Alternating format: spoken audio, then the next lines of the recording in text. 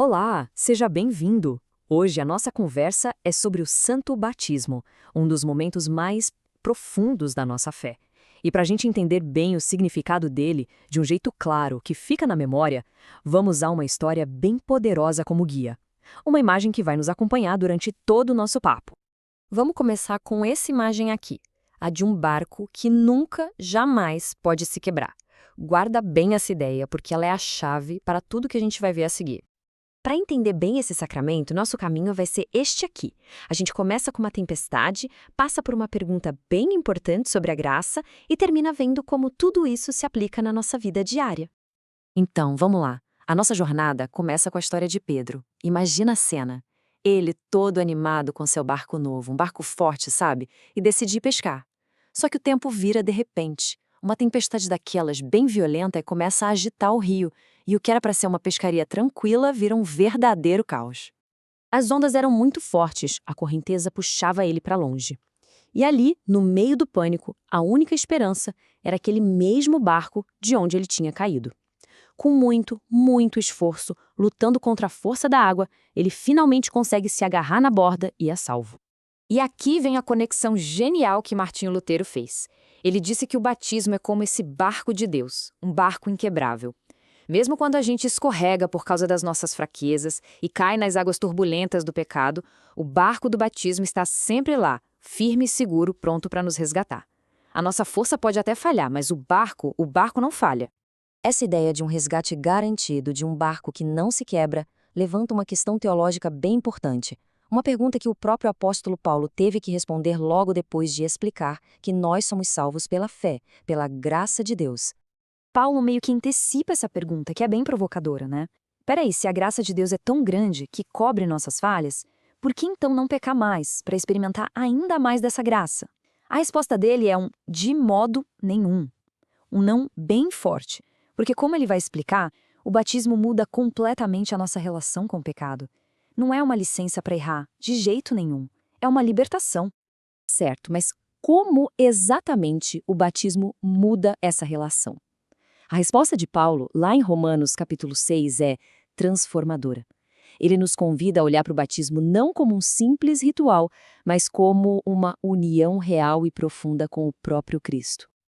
Como viveremos ainda no pecado, nós que já morremos para ele? Ou, porventura, ignorais que todos nós que fomos batizados em Cristo Jesus, fomos batizados na sua morte? Mas o que quer dizer ser batizado na sua morte? Olha, isso vai muito além de um símbolo. É um evento espiritual real, onde Deus nos conecta diretamente à obra de Cristo na cruz. Naquele momento, o poder que o pecado tinha sobre nós foi quebrado. Nós morremos para aquela antiga vida de escravidão. E essa união com a morte de Cristo cria um contraste enorme. De um lado, a vida antiga, aprisionada pelo pecado, debaixo de condenação. Do outro, uma novidade de vida, onde se anda livre da culpa, num novo caminho de arrependimento e guiado pela presença viva de Cristo. O pecado não tem mais a palavra final. Certo, mas na prática, quais são as promessas, os benefícios que Deus coloca ali, na água do batismo? O que de fato acontece? Basicamente, o batismo é um pacote completo de promessas divinas. Ele nos une a Cristo, a sua morte e ressurreição, opera o perdão real dos nossos pecados, concede um novo nascimento espiritual, oferece proteção contra as forças do mal e, por fim, nos dá a certeza da vida eterna. Não é só uma promessa para o futuro, é a entrega do presente agora.